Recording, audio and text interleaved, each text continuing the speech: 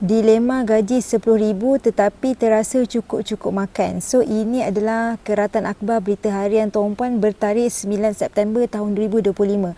So mengikut artikel ni tuan-puan, ada seorang ni dia ditemu ramah dan dia kata dulu dapat gaji RM1,500 cukup-cukup makan. Sekarang gaji dah naik dah sampai RM10,000 pun terasa yang sama. So ini adalah bukti bahawasanya ramai yang terbeban dengan hutang bukan sebab soal gaji tapi sebab soal cara pengurusan duit yang mungkin salah. Satu formula pengurusan kewangan yang saya belajar, bila tuan-puan dapat gaji, sebaiknya kita alihkan dahulu sedikit bahagian ke dalam bentuk simpanan. Sebab kebanyakan orang gaji masuk, duit terus lesap. Akhirnya bila ada kecemasan, kebanyakan daripada kita terpaksa pilih jalan terakhir iaitu berhutang. Dan kalau tuan-puan jenis yang tak boleh menyimpan duit, tuan-puan boleh consider ubah cara simpanan tuan-puan dengan simpan melalui emas. Yang belum tahu sebenarnya, dekat Public Go tuan-puan boleh mula menabung emas rendah RM100 sahaja tanpa komitmen bulanan. Mana yang nak tahu lebih lanjut, tuan-puan boleh sahaja komen nak di bawah ataupun isi beg biru untuk saya bantu tuan-puan secara percuma dengan sebaiknya.